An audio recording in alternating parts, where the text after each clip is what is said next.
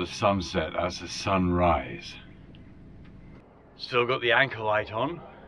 It's quite cold out here, you can tell. Squeaky is very floppy. The air in there's got very cold. I have to say, it's not often I see mornings this early, but I've got to. Today I have a mission. I have to go up the river, and most of it is under engine, and I've got a problem with the engine just in there. There's a leak. I'd fixed it, and now it's unfixed itself. It's almost a shame to destroy the peace on such a beautiful morning. That big boy's got to start some work. A sailor's gotta do what a sailor's gotta do.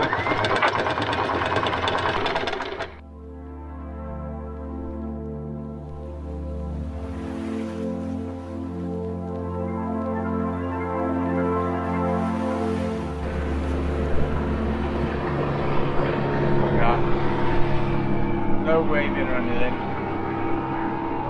Yeah, there's another guy coming down. It's actually the beginning of the weekend. It's Saturday morning, and a lot of people live up the river, and it's a long way to the sea. So they have these small aluminium or aluminum fishing boats that they call tinnies, and they go to sea and fish on the weekend.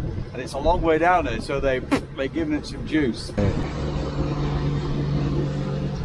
But what I don't get is the cost. The cost of buying a boat like that, the fuel costs and the engines they got on the back of these things are so expensive just to catch a few fish. I mean, they got them in the supermarkets. Don't they know that? So what fish just got to open a can of tuna. I know all the fishermen are going to be shouting at me for saying that, but I don't care. This is true. It's a different way of life than the old way. The old way, you tootle out there with your little, and you take your time getting there, you do your fishing, and you take your time getting back. Now it's all rush out, rush back in again. I think that will change at some point in time, back to the way it was. That would be nice. These guys over here are kind of what I'm talking about. Kayak fishing. I kind of like the idea of that. You're your own power, you're taking yourself out, you're low impact on the environment, you row out, you sit in your kayak and you fish from that, and then you row home again. I think that's kind of nice. I like that idea. There's something natural about it.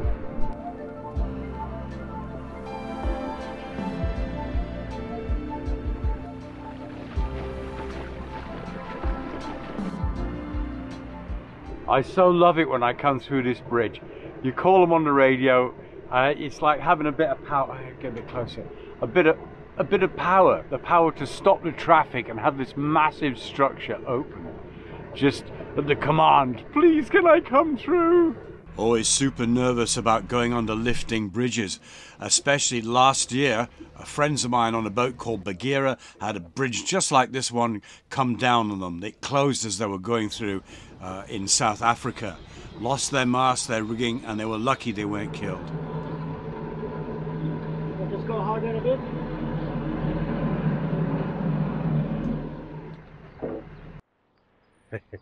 Yeah. That's the man. Yeah, the locals coming to get you. Yeah, what are we doing tonight? We're out of gin and tonic. You're going for gin and tonic.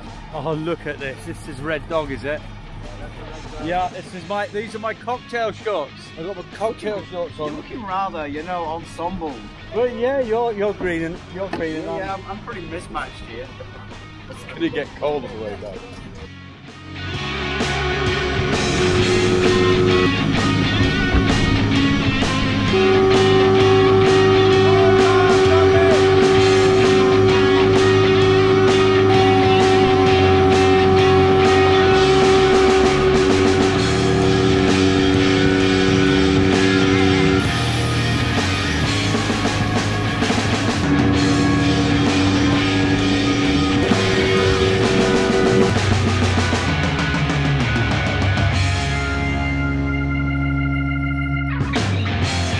This is nice, new bar in town. Thought we'd come down here for gin and tonic.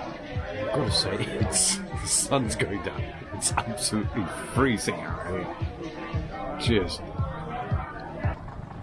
It's bitterly cold. We've got summer shirts on and we're going to buy some scallops. What could possibly go wrong?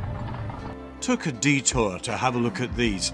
Probably some of the coolest housing you'll ever see. Half boathouse, half house. That's big.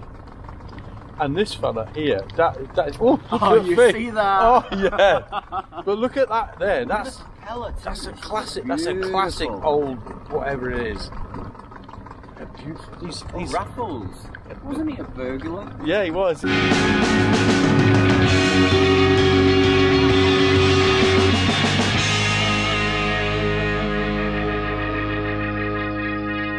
Doing a little hole in the deck. No, I was going to say I'm doing some work on the deck, but I do actually have a hole in my deck. It's a celebratory thing because it's the first ever hole I've had in my boat. Oh no, second. This one's above the waterline, luckily. But there's some clouds coming and I need to close it up. It's a gland for the cable that runs through to one of the navigation lights. I'm changing it because it looked like it was leaking and there was a few problems underneath on the deck, but it turns out there's more than a few problems.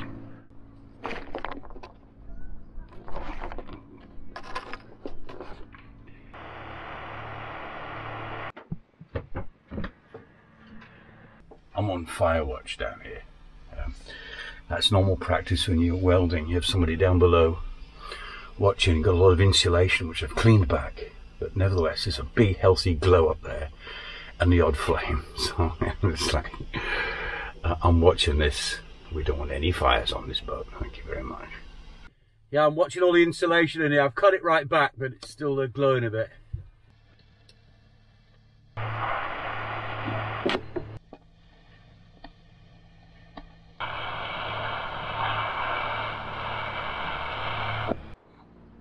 Nice.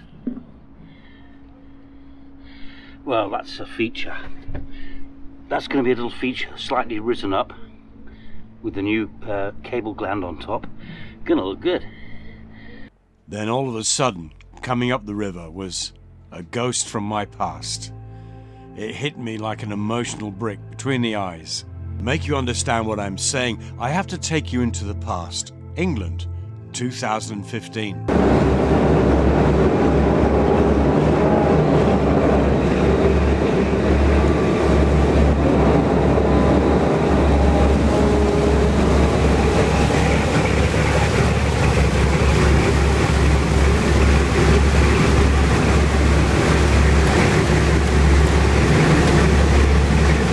Beast, I think you'll agree. I used to be volunteer crew on that boat with these guys, a Plymouth lifeboat crew. So years later, I'm up a river on the other side of the world, and what comes past? A lifeboat. I just couldn't believe what I was seeing. I got on my bicycle and chased it up the river. In the town basin, there was nothing. But then this.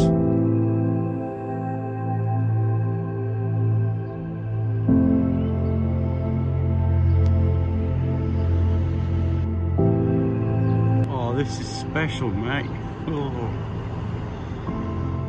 Seeing this boat, which is the old lifeboat from St Mary's in the Scilly Isles, brought back so many memories. It was wonderful to see her, but my heart still belongs to the Plymouth lifeboat.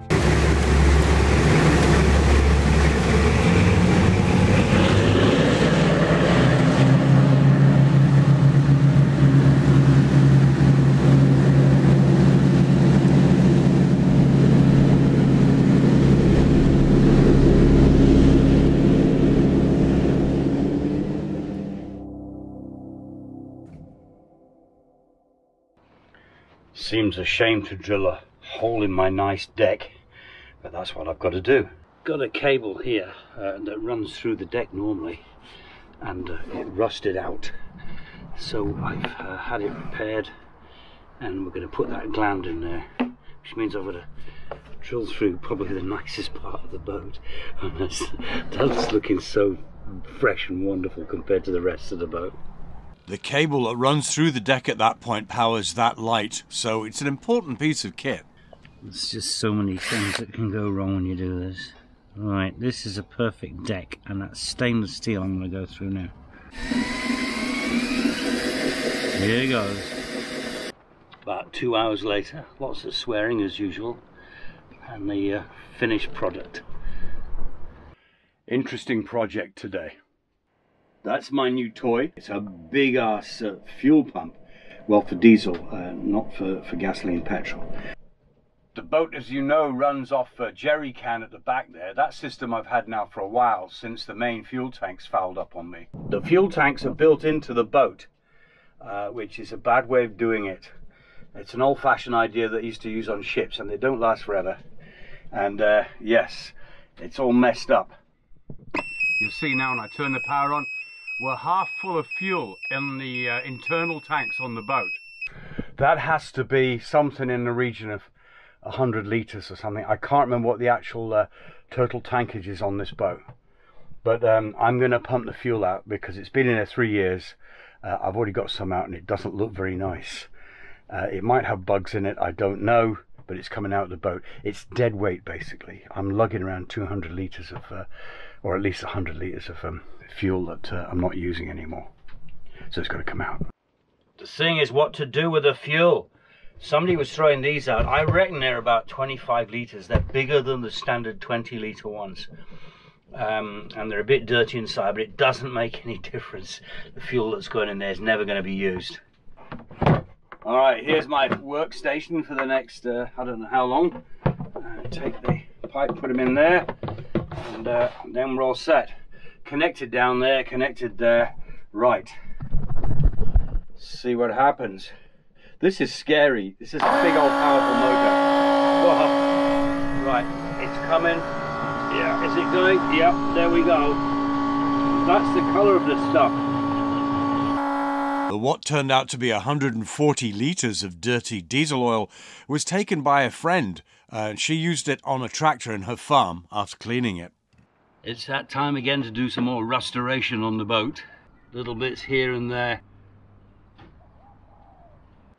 Today I've invented a new way of sanding with your feet basically. I've got an infection in my right elbow so I can't use that arm. So I'm employing feet. Working in the cockpit floor, replacing it. It was covered with this sort of stuff, Treadmaster, which is alright until it goes off like this stuff is, and then it becomes a nuisance and holds all the dirt. So I managed to actually plane most of it off and then sand it down. It's a hard job getting it off. Anyway, back to the foot sanding, and then some anti-slip. This, I hope, is going to make the whole cockpit much cleaner and nicer.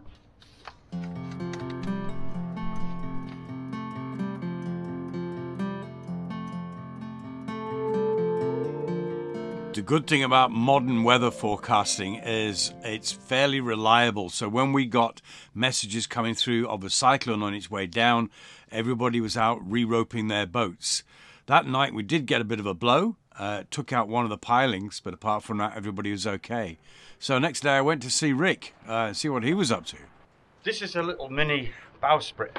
It's designed for flying a big balloony thing off the front there. A big asymmetric spinnaker, cruising chute, call it what you want. This idea, it goes through the anchor, because one won't be used at the same time as the other. There's a pin back here, pull that out and the whole lot will come apart. Nice.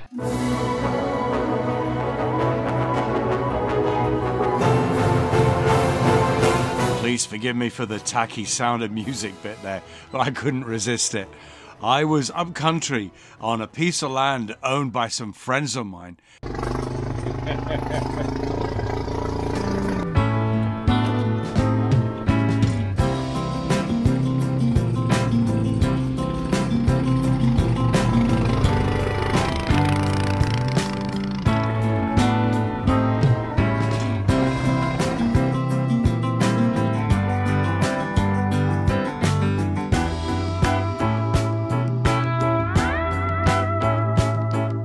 I'd been invited by my friends Selena and Andrew onto their amazing property. Vast expanse of land. It includes a campsite, buildings, toilets, even its own bar. We got to the pub.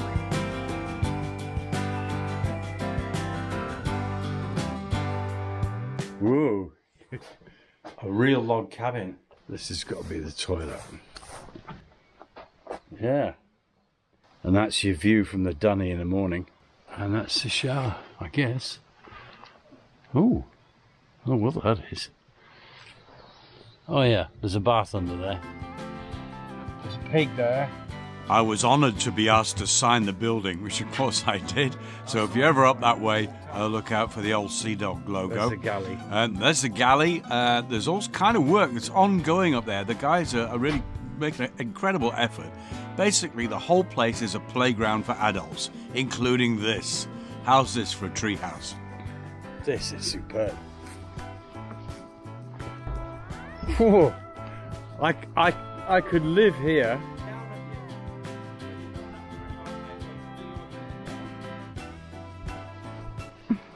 Right. Are you ready? Are you filming already?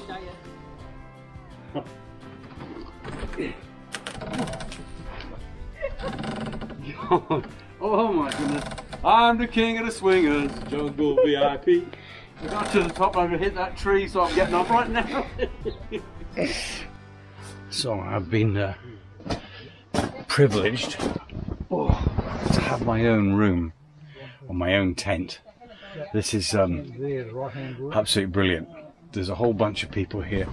I've never met most of them. Derek and Selena are both patrons, which is really sweet, really nice, and they're taking care of me. This is awesome. As you can see, this place is set up for maximum partying and chilling. It is a paradise. Before we leave it though, I gotta say a big thank you to one individual who has been my stuntman, he's been my assistant cameraman and the driver for this video, Chris.